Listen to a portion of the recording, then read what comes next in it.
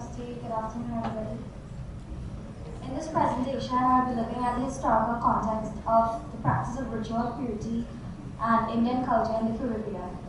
The retention and revival of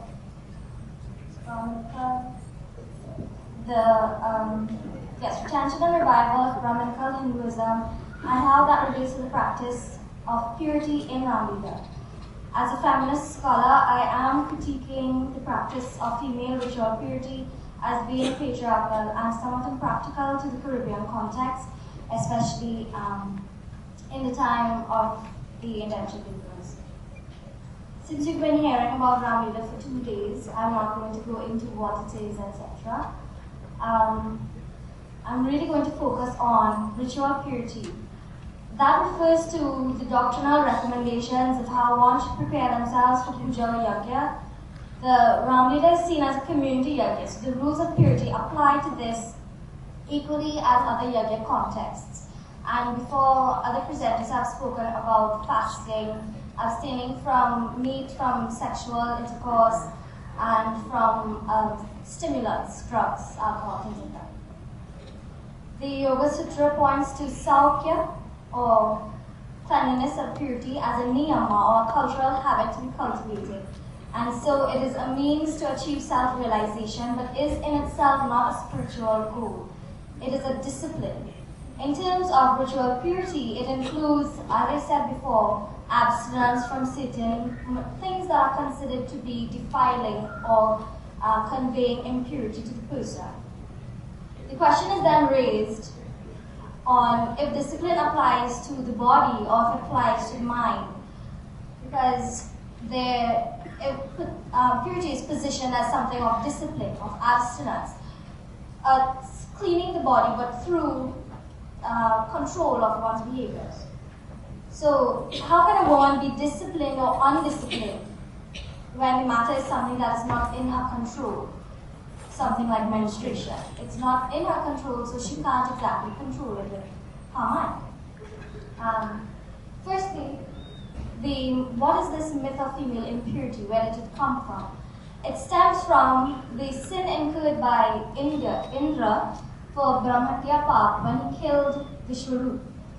He, it says at the bottom in the translation, he distributed the sin between earth, water, trees, and women. And women are bearing the sin in the form of menstruation, but they're given a boon.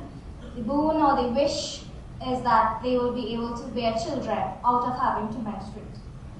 The consequences for this myth include what's called parda, or separation, where women are isolated in certain sections of the home for 3 to 4 days so that the impurity does not spread among other family members.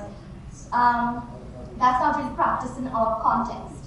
It's something that's practiced in India, especially amongst upper caste Hindus, and we never practice that really in the Caribbean. But in the Caribbean, women who are menstruating are limited in terms of what ritual practice they can perform. So taking part in pujas and yajnas, even holding the parasad to take it from where it's made to where the puja is being held, that's considered defiling. The touch confers the pollution. So women aren't allowed to touch things that are quote-unquote pure to be used for puja. In the Caribbean context, like I said before, the parda is not a realistic concept because for a number of reasons. So I'm going to go through those here. The Indians who came to the Caribbean were a multi-ethnic group. They had different languages, religions, practices and traditions, ways of dressing and speaking, and habits of daily life. They were not all the same, and relatively few practiced ritual purity. A theorist called Kanagaran talks about the displacement that Indians felt having to come to this alien land and not being attached to their culture directly. So looking at religion for a kind of ethnic belonging. So religio-cultural citizenship is what he calls it, where they identify with Lord Rama's journey and they identify with religion as a form of belonging, since the cultural diversity was no longer kept. We don't have all of these different languages and so on. in Trinidad anymore. The Hinduism that's now being practiced is an importation of Brahminical practices from India. We have, as you all will know, a lot of training for pundits, that they have various scholarship programs and things to learn pujas and so on. And with that, we end up having an importation of a certain kind of Hinduism. And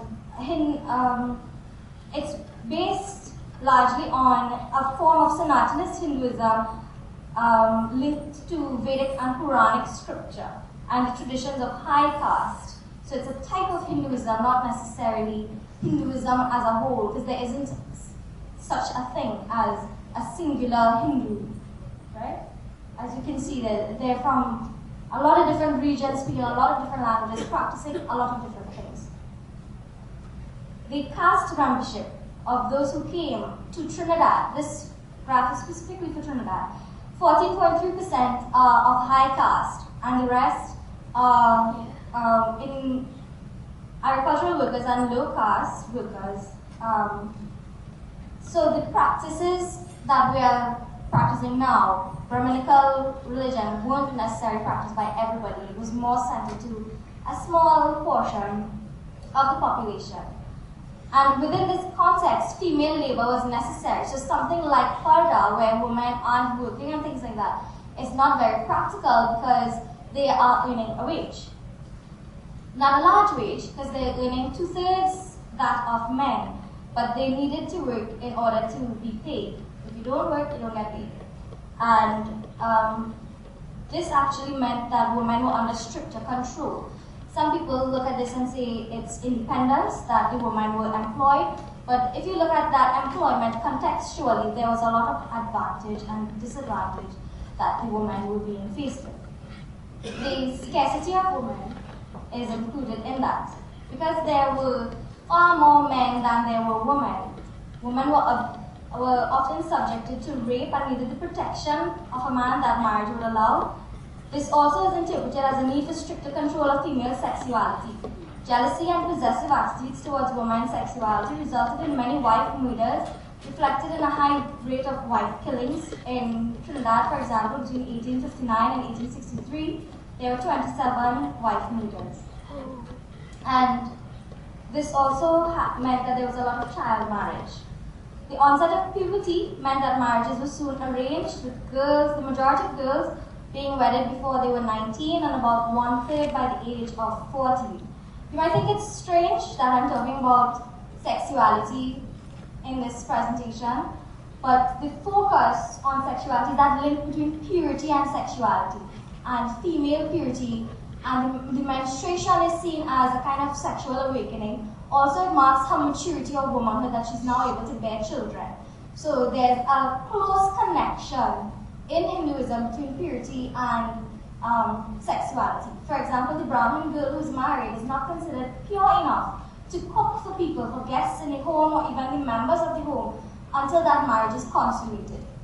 So until she has sex with her husband, then she's pure enough. So it's a kind of contradictory relationship, but a relationship nonetheless, which is why I'm raising it here. Studies have shown that the more Brahminical and caste-like the value system of a sect, the greater is the concern with purity and the dangers of uncontrolled female sexuality. So the point now then is, should women be participating in Ramleela? Their exclusion in the past was due to this impurity. Ramleela is a ritual space. It's not just a regular space. It's not just like being in the home and performing your sandhya every day. It's a ritual space just like yajna, and it's treated in the same way as yajna. So if someone follows Puranic teaching and Puranic teachings of ritual purity and how one should perform pujas and so on, then all the rules should necessarily apply, right? And that's essentially what it comes down to. As compiling my paper, I interviewed some people to find out, well, what do they think about this? And a number of the women who participate in Ramleela felt as though the menstruation was an act of God. It was not something they had control over. they did not see why they would have to stop performing if they had their period, especially when they compared it to other people who willingly transgressed the bound of purity and impurity by engaging in acts that are impure, such as consuming meat or alcohol or engaging in sexual intercourse. They felt that their affliction, quote unquote, was natural and not something that they should be suffering for, because they see that their inability to participate or continue in Ramleela as a kind of suffering, that they're not allowed to participate in these ways. Some pundits, whose names I will not say, felt the same way, that the menstruation itself was not something that was defiling. It was not something bad. It was not something that we should look at and say it makes women less than men or less suitable than men for any kind of practice. But they felt that if you're following Puranic teaching, such as the verse before from the Bhagavad Puran that says women bear this sin and that it makes them impure, then it follows that you should practice everything, not practice selectively. Another point they raised was that there would be no one else to take their place, the girls, right? If they were to withdraw from performing, there wouldn't be someone else to take their place on the field. But it raises issues again of should women continue in this or should they not continue? And why were women included in the first place? And that I did not address. Instead, I'm looking at the women who are there right now, how they feel about practicing and how they fit in to this ritual space. The bottom line is then that the female body is not her own, but it is, even though it's private, it's public. Through the practice or non-practice of ritual, the woman stands out and is made visible. Just as Sita Mata's body, particularly her sexuality, is discussed by the public in the Ramayana.